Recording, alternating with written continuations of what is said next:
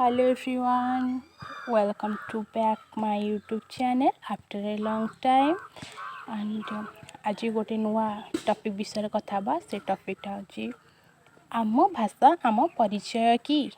सो आपण माने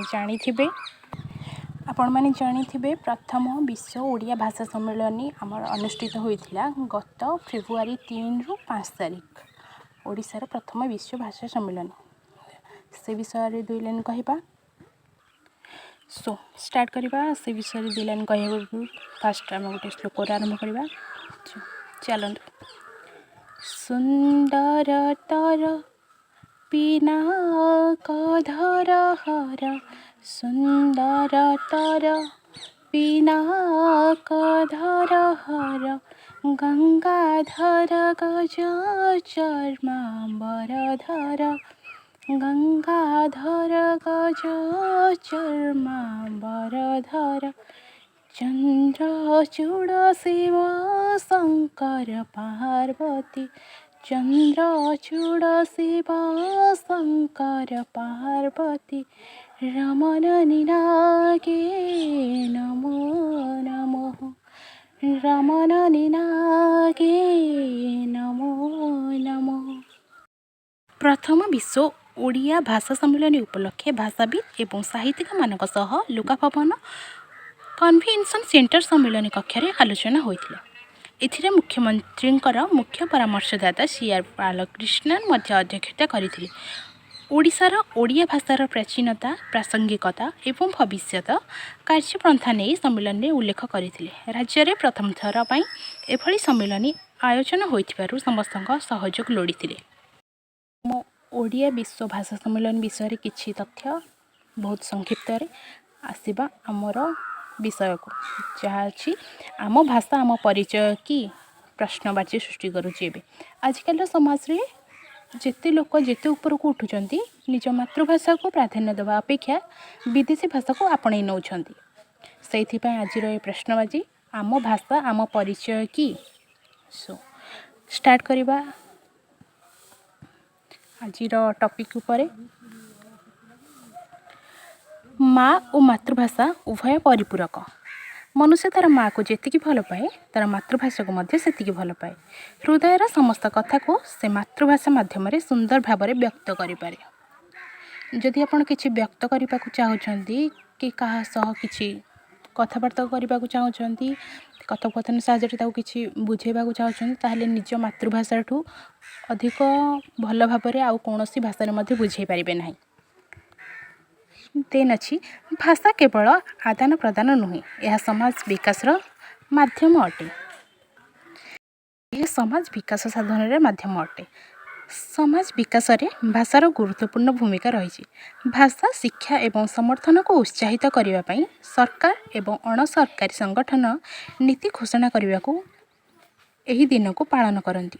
कौ दिन को पालन करती फेब्रुआरी 21 तारिख को आमर पालन हुए इंटरनेशनल मदरलैंड लैंग्वेज डे।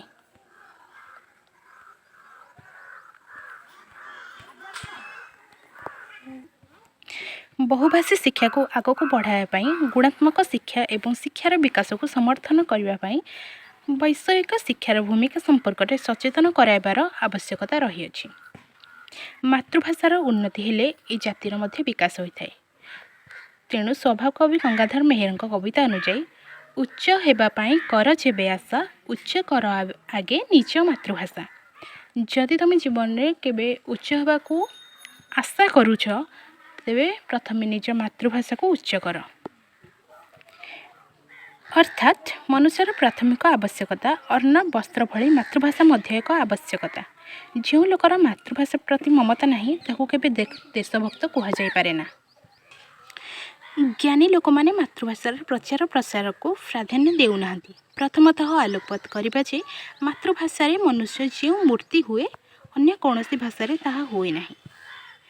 इंग्रेजी शिक्षा आम देश में द्रुतरु द्रुत भाव में बढ़ी चली। अल्प समय रे जन को शिक्षित करने को हेले सर्वोत्कृष्ट माध्यम है मातृभाषा।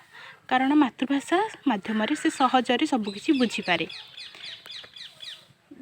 जनताଙ୍କର प्रथम प्रयोजन आंचलिक भाषा होता है। विदेशी भाषा रे शिक्षा देवार गोटे प्रधान असुविधा होउची शिक्षाटा सहजरे समस्त निकटରେ पहुँची पारुना।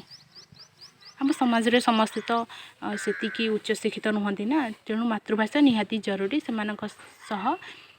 कथबार्ता करने तांकर असुविधा को बुझापी से कौन कहते जानापी मातृभाषा निहाती आवश्यक। ज्ञानी लोक मानकर मातृभाषा अवहेला जाति पक्षरे घोर अभावर प्रमुख कारण अटे। गणतंत्र मूलमंत्र है शिक्षा। मातृभाषा माध्यम जेते शीघ्र काम करिहेब ताहा अन्य कौनसी भाषा माध्यम संभव नुहे। तेणु परिशेष यह कहबी जे आम मातृभाषा प्रति आम सम्मान रखिबा। मातृभाषा बहुल मात्रा रे प्रचार प्रसार कराइबा। तेणु सभी निज मातृभाषा को उच्च करवा, निज मातृभाषा को बहुल मात्रा रे व्यवहार करवा।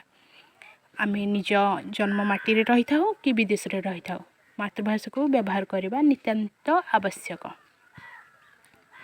एवं यार प्रसार कराई जाति को, मातृभूमि को एवं मातृभाषा को गौरवान्वित कराइबा। ये कही वक्तव्य शेष करुँची। एटा स्पीच नथिला, गोटे छोट आम मातृभाषा को केमती आम सम्मान दबा, केमती से अवहेलित होउची ता उपरे किछि लिखिबार सुजोग मिलिथिला मते, सेति लिखिथिली। सो सरीगला। मातृभाषा को आपण माने सम्मान देबे, बहुत सम्मान देबे। जोठी भी रहउछंती, जहाँ भी करूछंती, जेते ऊपर को उठुछंती, मातृभाषा को केबे भूलिबे नहीं। मातृभाषा जो आम एते ऊपर को आछे सेटा सब दिन पाई मन रखिबे। जय जगन्नाथ। वंदे उत्कल जननी। God bless you.